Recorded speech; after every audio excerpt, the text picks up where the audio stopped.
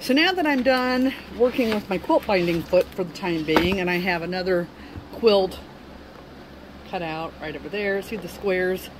So we're not done with the quilt binding attachment entirely, but we're done with it for the time being because I've got to make an applique design for those squares. So what we're going to do right now, this is the Sulky Sticky stabilizer, and this one I'm going to do calls for the Floriani, but where I was, see here's the Sulky Sticky, but where I was taking this class a couple of weeks ago, they were out of the Floriani. So, and then I came home and dug through my giant stash. I don't know whether you can see it there in the closet, but that's mostly stabilizer and some interfacing. Yes, I have a problem. I know I have a problem. We accept these things. Okay. So, because I'm in this mode of I want to use stuff up, I am going to use up this Sulky Sticky stabilizer because I'm making this pillow case cover, and instead of hooping it where you would end up with hoop marks on the side, which you don't want, you put your fabric on top and you stick it on there. So the first thing to do is you cut your piece of stabilizer to be a little bit longer than your hoop, and then you come over here and see where it says this side up, so you stick this in like so, and it's always good to lay this out on a cutting mat because the stabilizer has a grid on it, as you can see, which helps you out with making sure everything's square.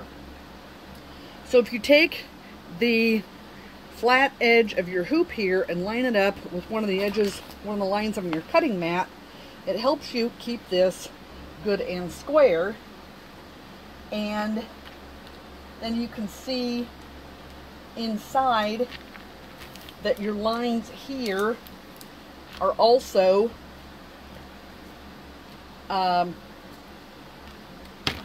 parallel. You probably can't see it in the video, but you can see through the stabilizer and you can see the edge of the hoop here. And then you come along and you stick your stabilizer in there. This is where, okay, gotta open that up a little bit. And you slide it in, okay, and then you clamp your hoop down. And now what you've done, if you look at it very closely, you can see that your grid lines are perfectly parallel to the sides of the inside of your hoop, and your grid lines are also parallel to the top and bottom of your hoop, and this is exactly what you want. Then you take your fashion fabric, if you will, and you fold it in half lengthwise and kind of finger press that down, and then you fold it in half side to side, and also finger press this down. And what you're doing here is you're finding out the exact center of your garment, of your piece of fabric that you're going to do the machine embroidery on. And then you find out where the exact center of your stabilizer is. So I think it's about right there. So then we count grid lines. So, and I'm just going to put a little mark right here. Okay, so I've got 1, 2, 3, 4, 5, 6, 2, 4, 6, 7, 2, 4, 6, 7, 8. So it's actually, it's halfway in between those two. And then we've got 2, 4, 6, 8, 10 there. And 2, 4, 6, 8, 10 and a half here. So it's actually a little bit up. It's about right. The center is right there. And then we take the scissors and we score around the edges.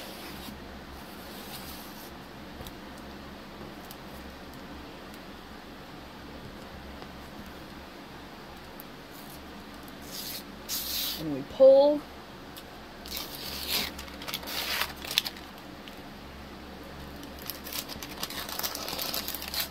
the texture stuff off.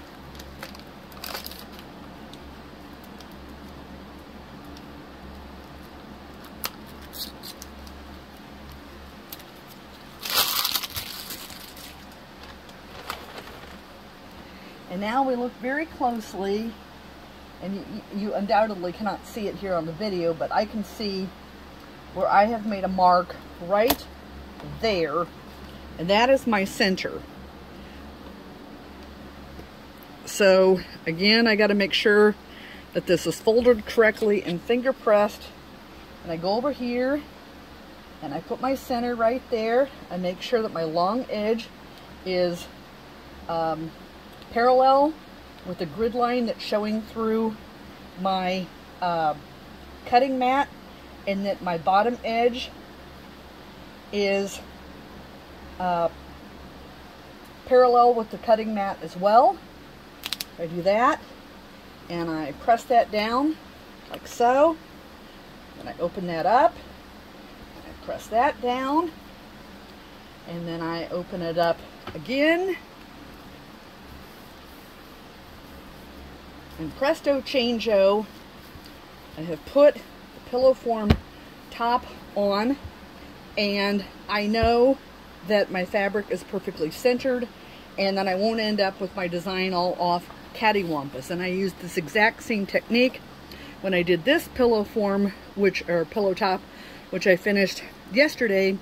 And as you can see, that is very much in the center. I know I need to go through and trim these threads here, but I wanted you to see the final effect here of how we do that. So thanks for watching, and again, please subscribe and visit my website, Cats, Crafts, and Laughs. Thanks a bunch. Bye-bye.